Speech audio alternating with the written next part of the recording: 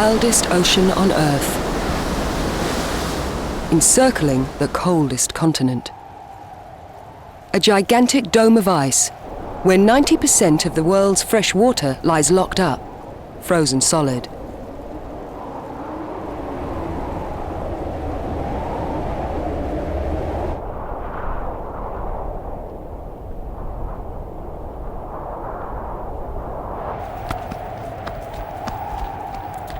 Despite its intense cold, there are warm-blooded animals living on its fringes, close to an ocean with riches that support an enormous diversity of life.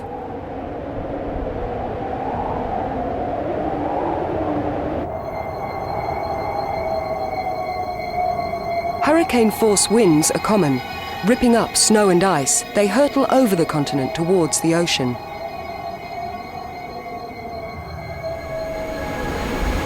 The Southern Ocean connects the lower reaches of the Atlantic, the Pacific, and the Indian Oceans. Their warmer waters are cooled and renewed in the turbulence and returned northwards. The Southern Ocean isolates Antarctica, and round it spiral intense low-pressure systems and cyclones. There is nothing to protect Southern Australia from the stormy moods of these two mighty forces that together form one of the world's greatest climate engines.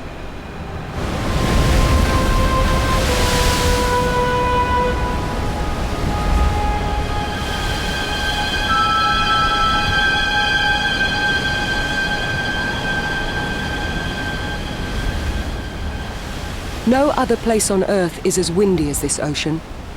Yet there are creatures for whom wind means life. Albatrosses like the Shy ride the ocean winds for hundreds of kilometers in their hunt for squid, cuttlefish, and other prey.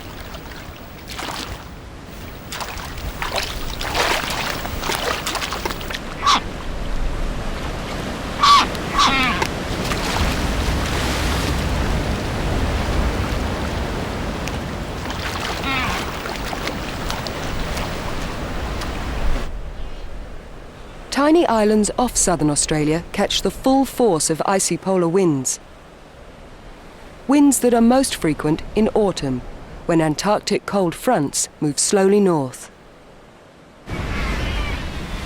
On cliffs that sit in the teeth of strong southwesterlies is a nesting colony of these big, graceful birds.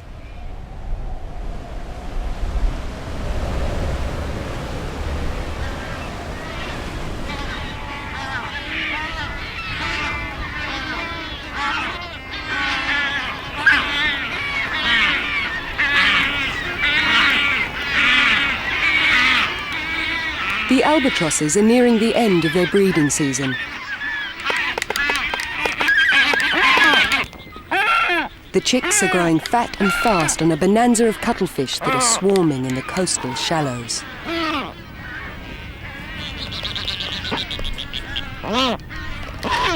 Soon the chicks will catch their own. For any day now, they're going to take to the air. And windswept autumn is the best time to learn to fly.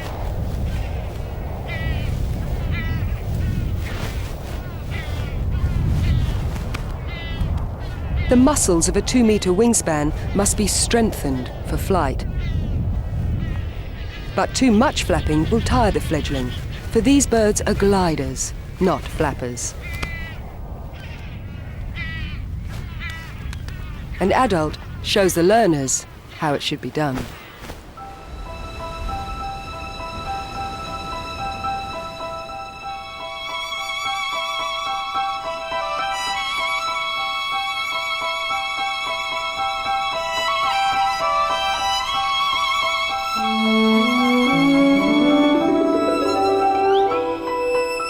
In autumn, cold southern fronts come through more frequently, and heavy squalls drench the chicks, many of whom don't yet have a full set of waterproof feathers.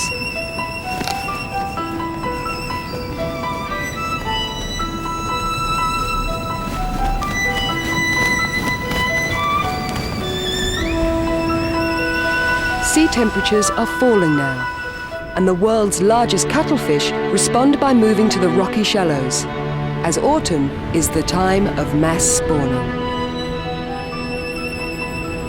The males don't use their arms to compete for mates, but instead a wonderful display of colours and flashing stripes.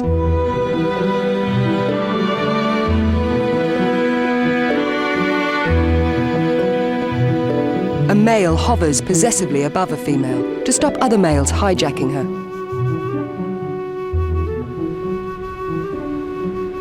Males outnumber the females, so competition to mate is intense.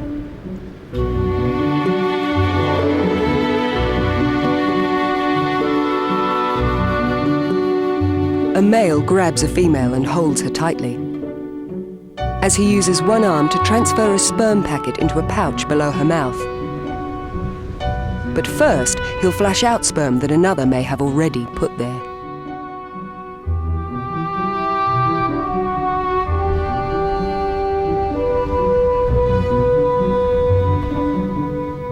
Over the next few weeks, the female will mate with several males.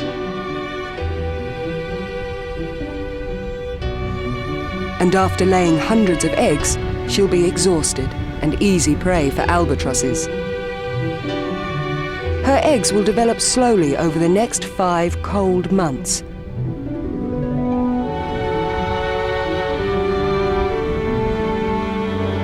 Waiting for the warmth of spring to hatch.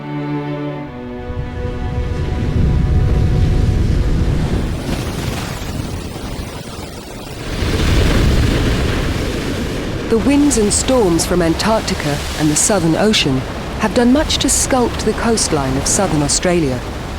And cold water upwellings from the ocean reach parts of this long coast, bringing a rich source of food close to the shore.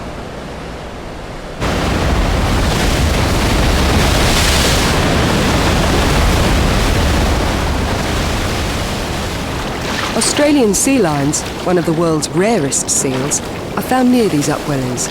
They're coming ashore now to breed.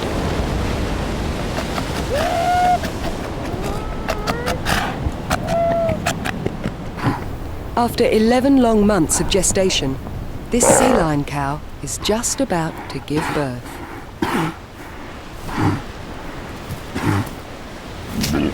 A big bull is guarding her, but she won't let him get too close.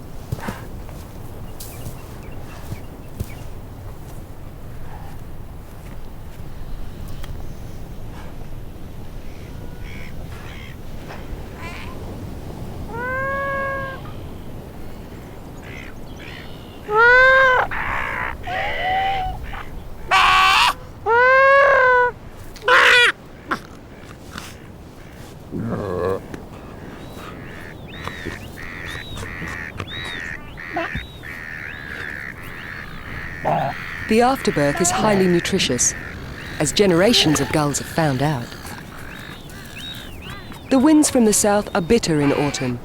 The dunes offer some protection, but the new pup, with only a thin layer of blubber, needs every bit of shelter it can get. When her pup's just days old, mother will leave, but only briefly, in order to mate. This has been the male's goal since he came ashore. And there's not a moment to lose, as she'll only be sexually receptive for 24 hours.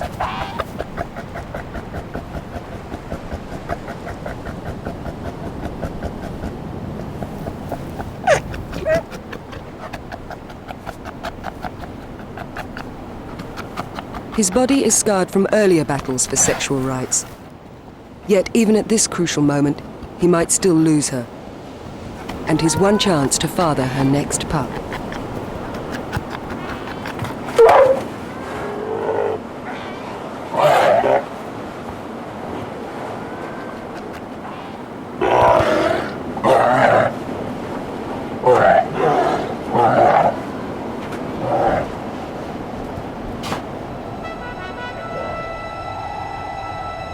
As the warm weather systems retreat north with the sun, cold southern fronts begin to dominate. The autumn rains stimulate new grass growth and trigger the migration of Cape Barren geese, who head for predator-free islands off the southern coast of Australia. Unusually, these birds breed in winter because that's when the islands have the best grass.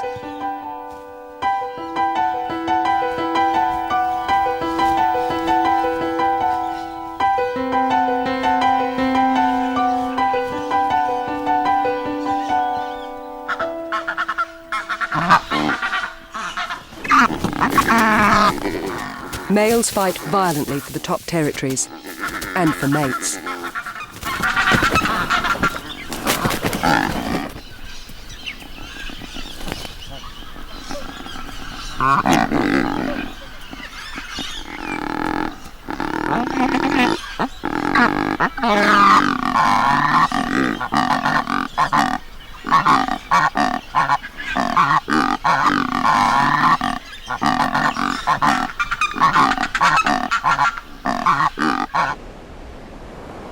The Southern Ocean is the only ocean that encircles the globe without any land to block it.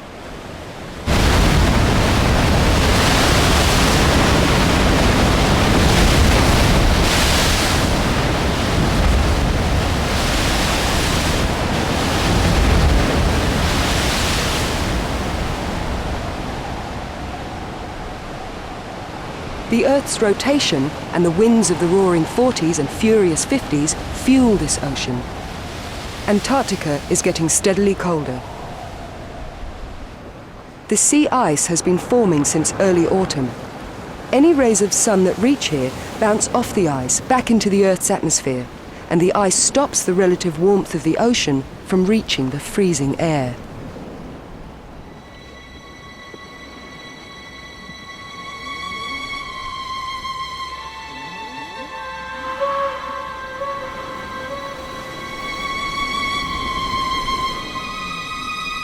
Antarctic blizzards can create a chill factor of -80 centigrade. And yet, right in the very depths of winter, emperor penguins breed on the coastal ice pack, now a solid breeding platform.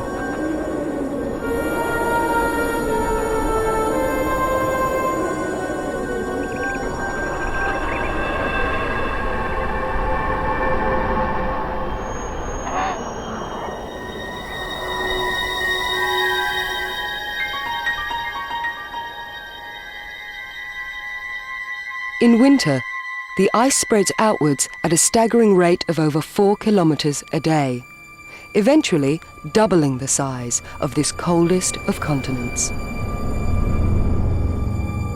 Now, the icy duo of Antarctica and the Southern Ocean exert their most powerful influence on southern Australia.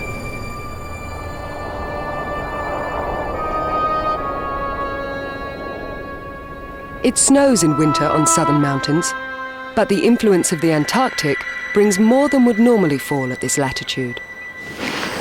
And in a famously hot country, there are excellent ski slopes.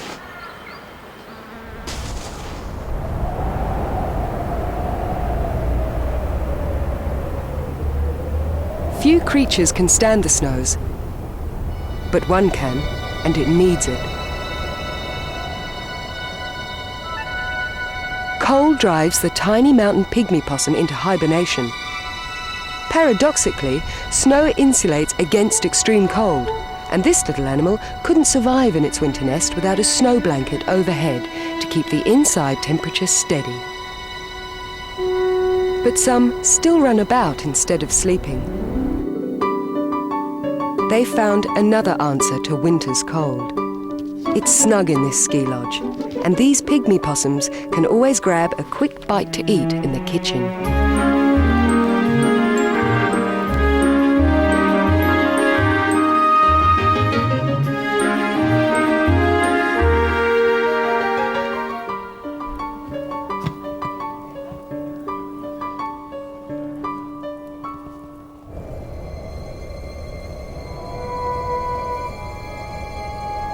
It's getting steadily colder now, and snow sweeps in with the stormy fronts.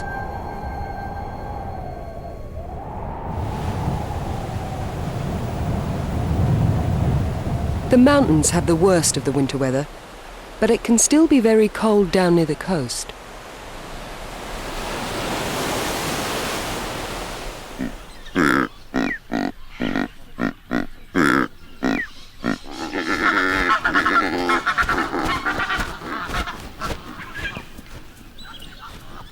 By midwinter, the Cape Barren goslings have hatched. Soft, downy young don't have enough fat or feathers to keep out the cold. They need their parents to warm them.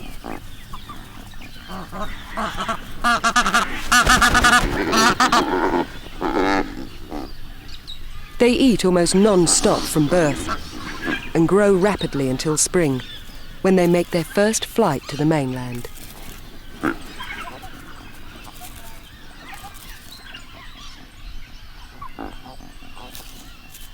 There'll be very little grazing here in the dry summer, so they must fly from the island before then.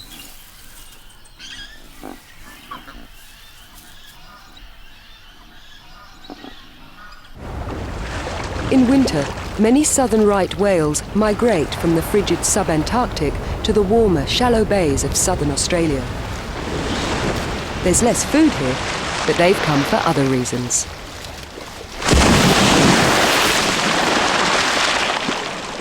These are good places to give birth.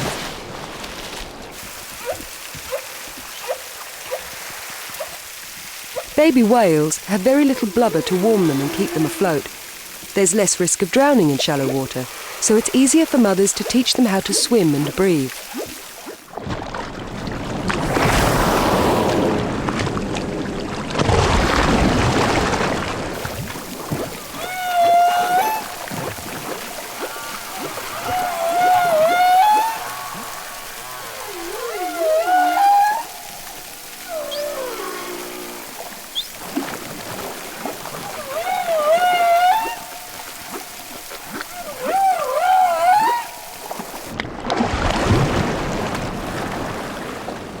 The whales also mate. A receptive cow draws a small gathering of keen bulls, all trying to seduce her.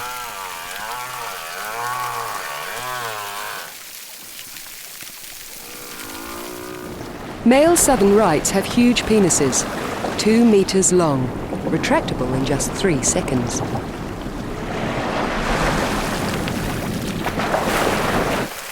The female will mate with several of them.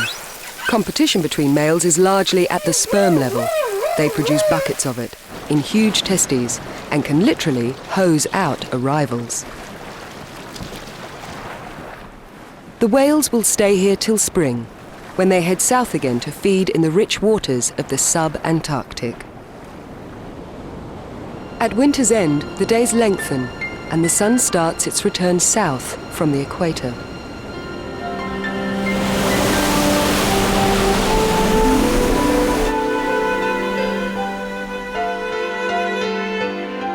The cuttlefish eggs respond to the warming touch of early spring. Unborn cuttles have tiny glands on their tails, filled with acid. When they're ready to hatch, they burn exit holes.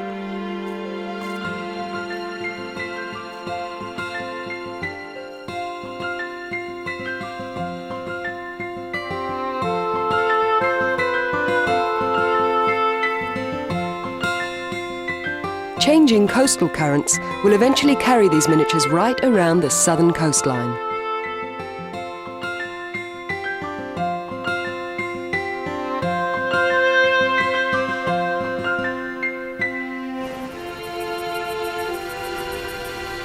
Just as the sea is warming up, so are the mountains. The snow is vanishing.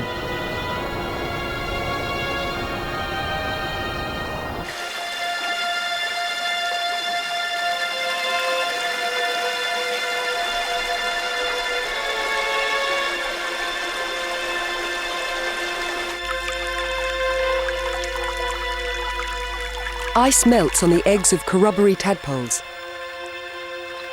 and they start to stir. They've spent the last 7 months beneath the snow, waiting for the thaw to rouse their hatching.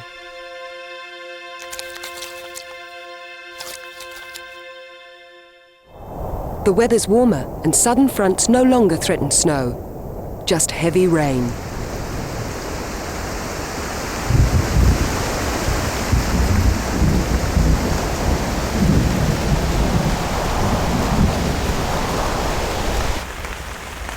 Cold and wet don't really bother these marsupials. Their metabolism is slower than other mammals, and a lower body temperature plus thick fur means less heat loss, good weapons against cold.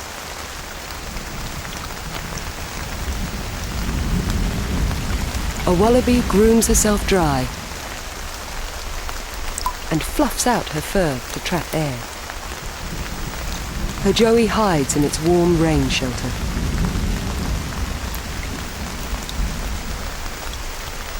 It has neither fat nor fur yet to cope with cold spring rains.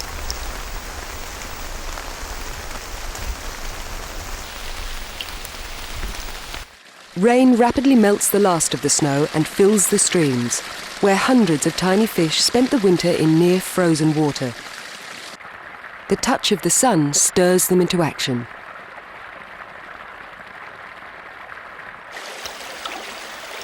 Galaxids are extraordinary fish. They use the sun's warmth to adjust their body temperature.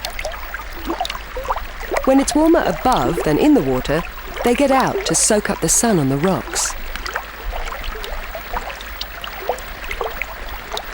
Of course, they need to breathe, so they hug the rocks in the splash zone.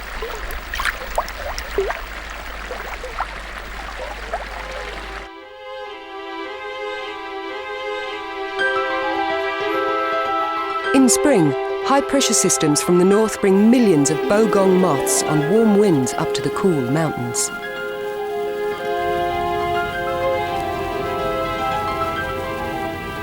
But many won't be flying back to the plains. A welcoming committee of pygmy possums comes scurrying to greet them, their appetites sharpened by 7 months' hibernation. They must double their weight before next winter, and the fat in the moths is vital for this.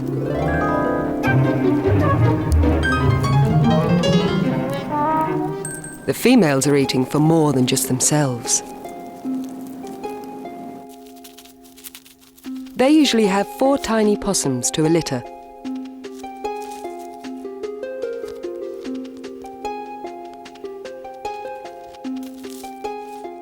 And a mass of bogong moths will help them survive their first alpine winter.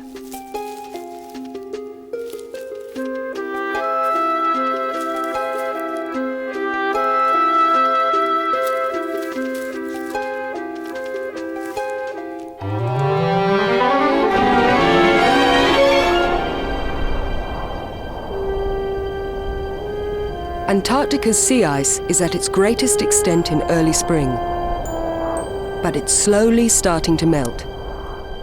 It's the beginning of a slightly milder season when most Antarctic animals breed.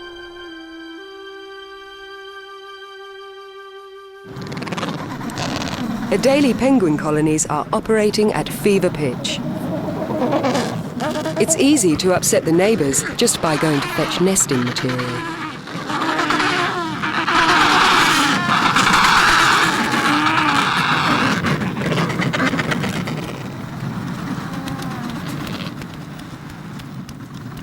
Antarctica has not a bush or a blade of grass for nests.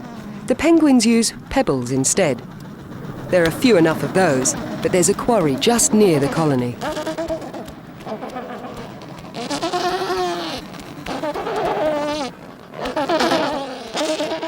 A pebble nest drains well, keeps the wind off, and stops eggs rolling away.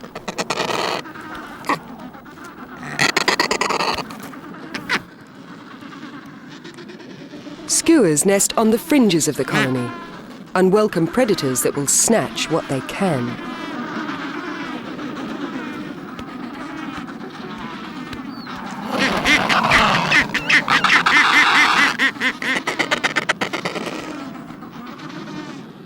an airborne menace, constantly on the lookout for food.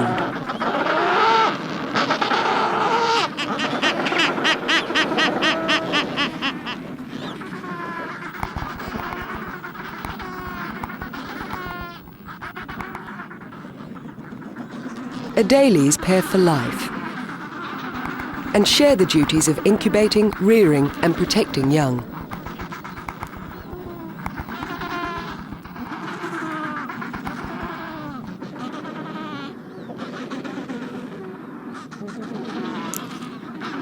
An unguarded egg is valuable food.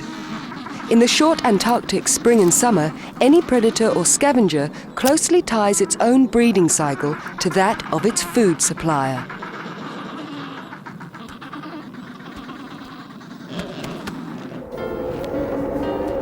Blizzards are common, even in spring. The female adelies have laid their 2 eggs and are hungry. A snowstorm will not stop them going to sea to find food.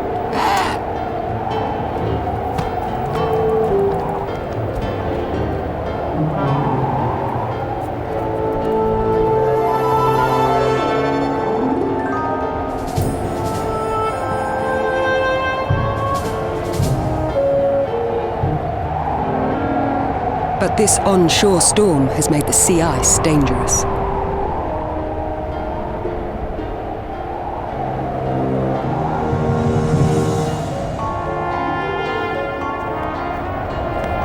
They could be waiting for some time because the weather is steadily deteriorating.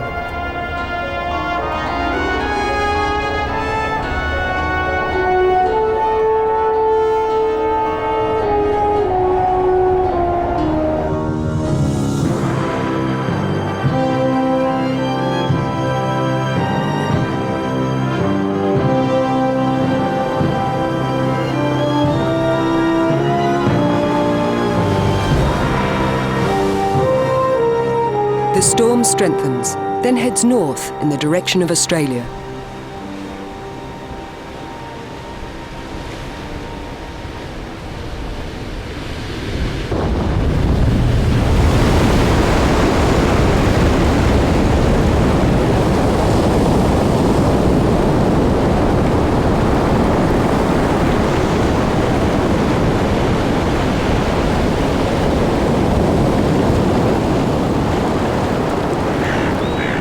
Like the penguins in Antarctica, birds ride out the storm. All sit tight, except a few juvenile gulls driven by hunger to risk wind and wave.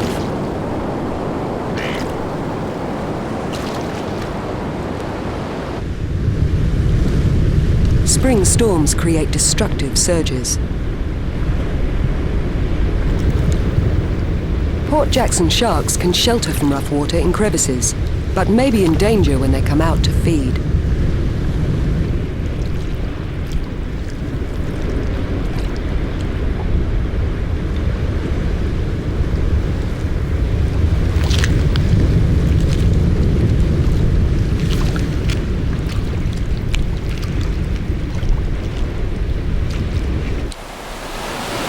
But it's their eggs that are in real danger from storm surges.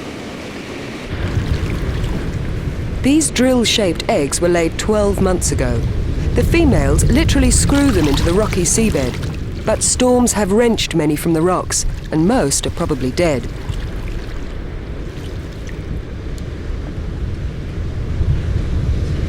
The well-anchored ones are about to hatch.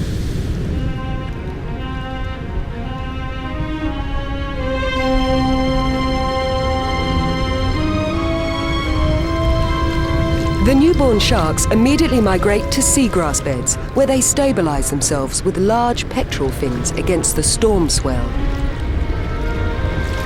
A fiddler's ray shape also helps stabilize it in rough water. Both fish are creatures of the seabed, so storm surges are less likely to endanger them.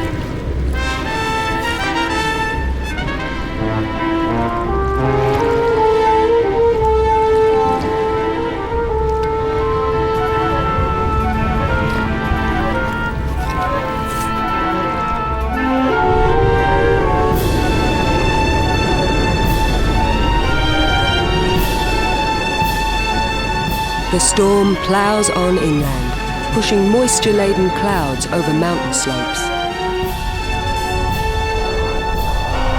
The air temperature plummets.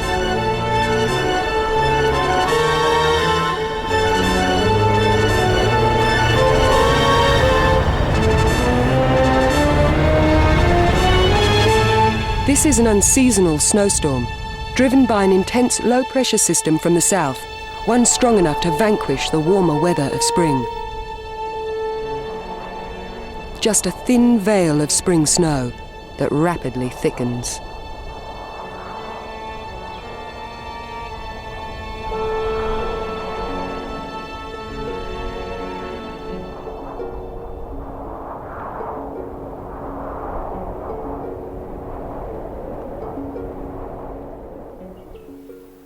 The cold blanket of snow is now several centimetres deep.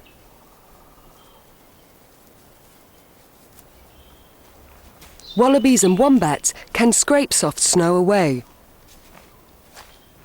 But if it's too thick and hard for them to dig down to the grass, they both risk starvation.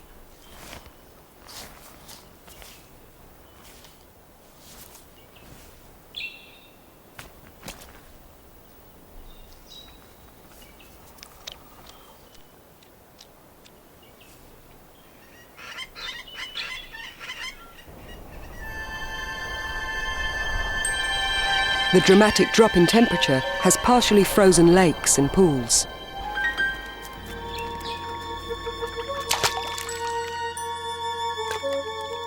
A platypus is forced out in the open to find food. But she can cope with cold weather. Her tail stores fat, and her coat keeps out the cold by trapping a layer of air next to her skin.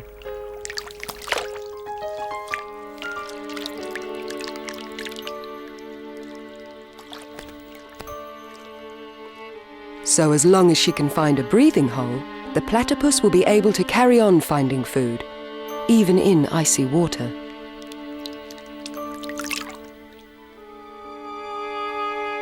The snow doesn't last long because by late spring, the earth has warmed up.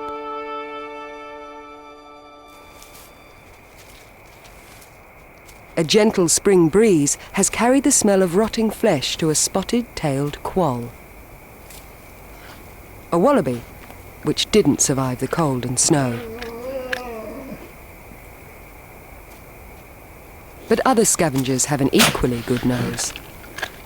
A Tasmanian devil is twice as big as a quoll. It's also much stronger and will fight violently for food.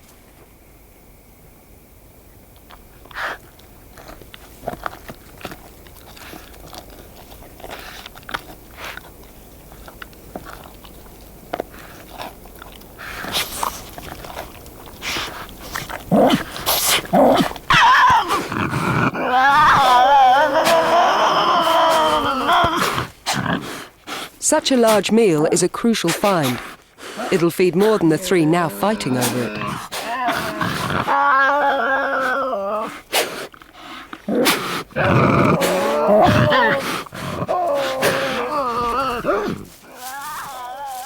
This female has hungry youngsters waiting for her, sheltered in a den while she's out scavenging.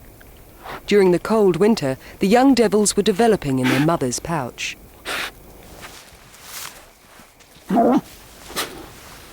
Now they're weaned and instinctively aggressive, even towards their own mother.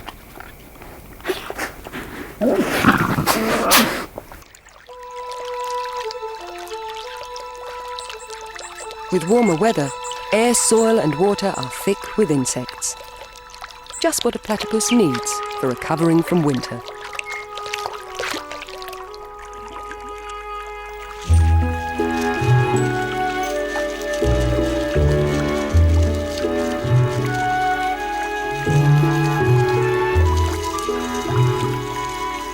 She keeps her eyes and ears closed underwater, so she finds food with her remarkable rubbery bill by touch, and through sensors that pick up the tiny electrical impulses given off by her prey.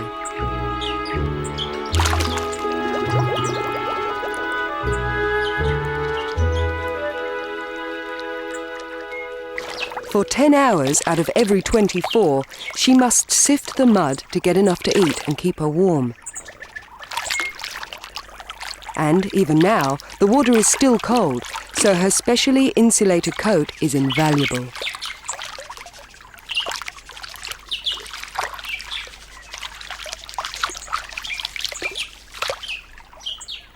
She needs to eat a quarter of her weight in a day and grinds her prey between two horny plates in her bill.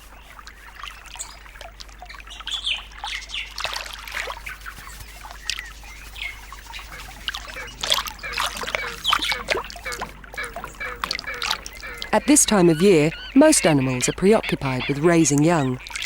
A pair of Tasmanian hens fetch and carry all day long.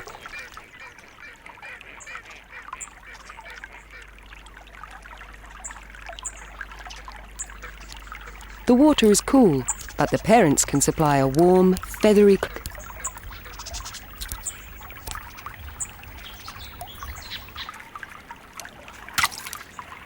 Nighttime temperatures can drop below freezing. The Tasmanian hens build a nest every night just to protect their chicks and keep them warm.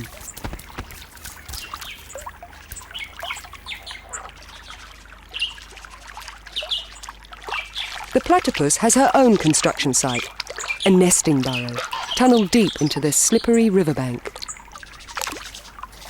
She wraps her tail around wet leaves for nesting. She's one of the rare monotremes, and she'll be laying eggs with porous shells that can easily dry out.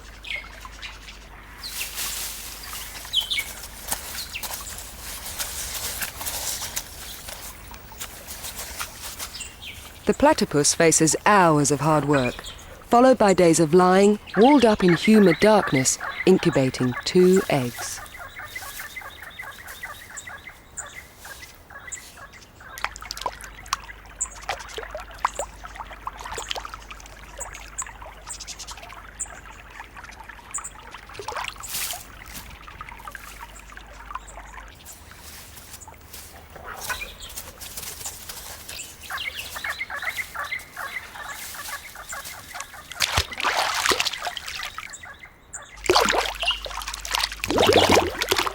Her young will spend the entire summer and part of the autumn in the burrow, growing steadily on a diet of rich milk.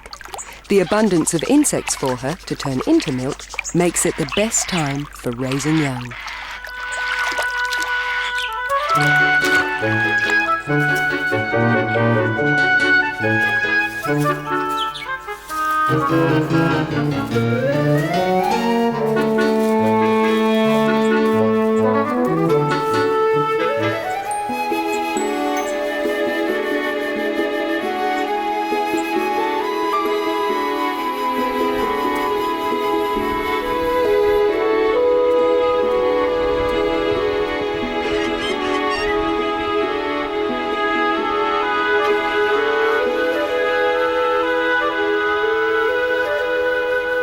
And late spring is the best time for young wombats to emerge from their mother's backward-facing pouch.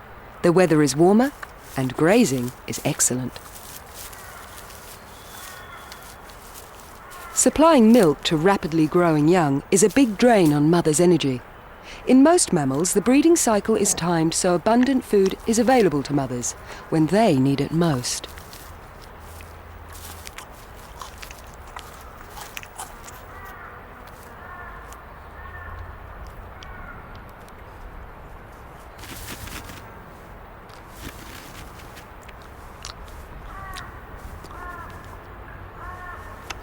The wallaby joey has left the pouch. Even though it mostly looks after itself, it still drinks milk. If she lets it. She can tighten her pouch muscles to stop the joey getting to her teats.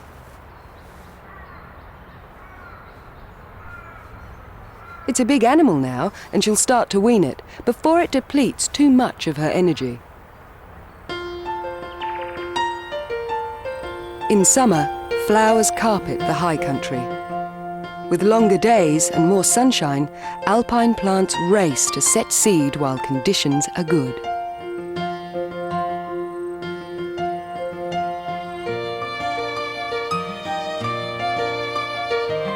And now, tiny corroboree frogs move out to their breeding grounds.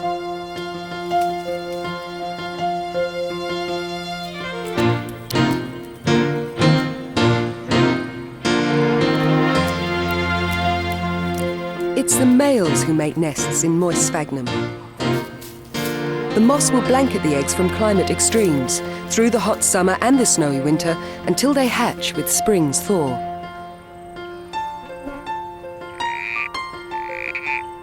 The eggs of more than one female lie here, swollen with absorbed water, which stops them drying out in the heat.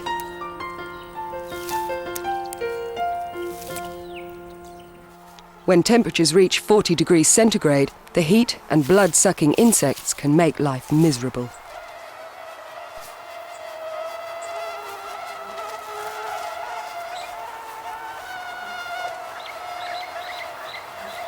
Summer brings a strong belt of high-pressure systems to southern Australia, and frequent heat waves keep most cold fronts at bay.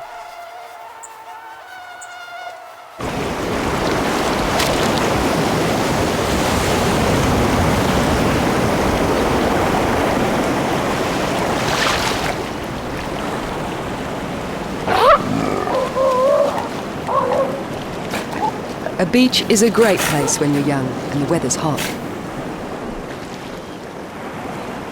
But adult sea lions find it too hot.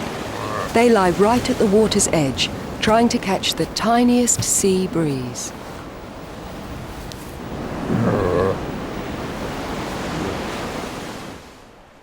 Even Antarctica has heat waves, when temperatures can climb to 5 degrees above freezing.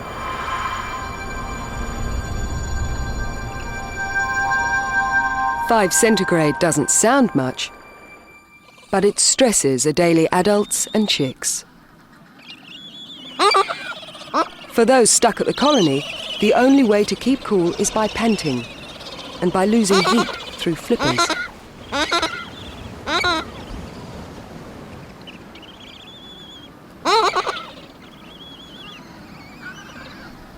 The chicks' parents shade them as much as they can, but that small comfort disappears when they have to leave to fetch food.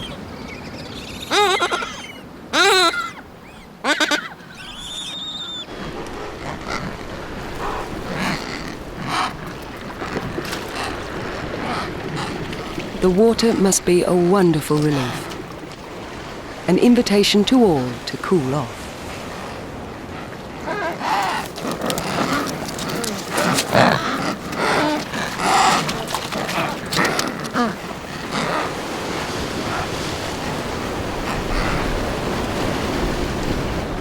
Storm clouds out over the sea are the forerunners of a massive cold front, an invasion force heading north across the Southern Ocean.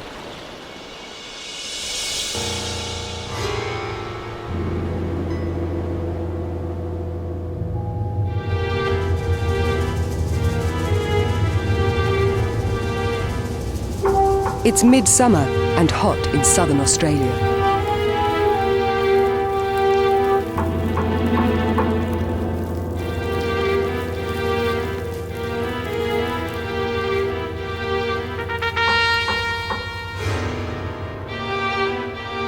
The incoming front is so powerful, the heat wave gives way.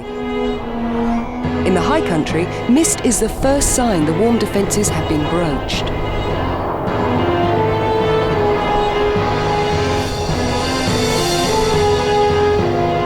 In just over an hour, the temperature has plummeted by 30 degrees centigrade.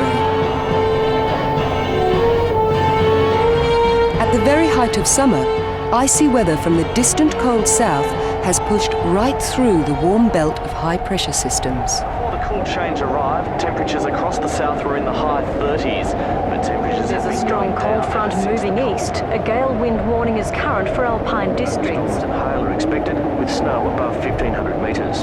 There's a gale warning for eastern waters. Winds increasing from the south. With winds increasing from the south expected to reach 30 knots. Waves will reach 4 metres. Southern squalls are expected. Winds from the southwest will increase to over 50 knots. Being issued for eastern waters. Rain and sudden squalls. As it travelled, the storm gathered strength. The big ocean-going yachts in the Sydney to Hobart race sailed right into its arms.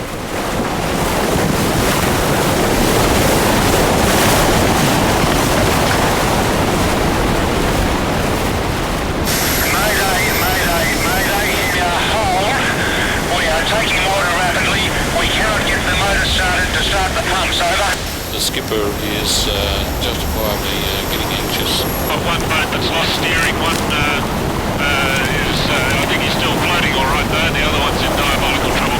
Trying to hold position, it is very difficult, over. Stand by. I know, we understand that, no problems. There's some 30-foot waves hitting this boat. Got the yacht stand aside in large seas, 60-knot winds, without a mast, without half its roof. Life raft deployed, waiting to be rescued. 1 minute we had 80 foot underneath the aircraft, and the next minute 10 foot. This is when we were attempting to do the winch. And we also had upwards of 70 knots of wind out there.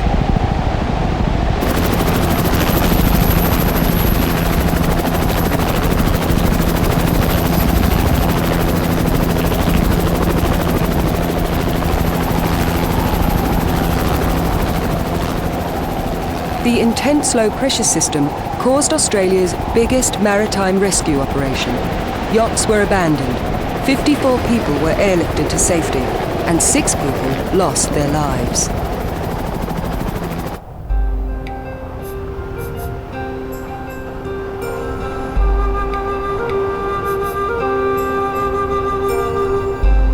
Violent low-pressure systems can hit southern Australia at any time of year. Their unpredictability makes it difficult to accurately forecast the weather, but a recently discovered cycle could help remove some of the guesswork. The Antarctic Circumpolar Wave flows slowly round the Southern Ocean in a 9-year cycle. It has 2 pools of cold and warm water that are thought to influence the rainfall of all the southern continents: Australia, South America, and Africa.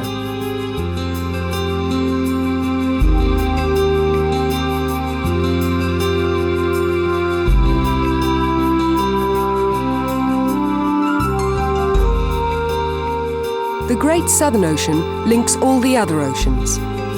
As science gains a clearer understanding of the way it works, so it seems that the cold combination of Antarctica and the Southern Ocean is a giant engine, driving climate not just in Australia and the southern continents, but around the world.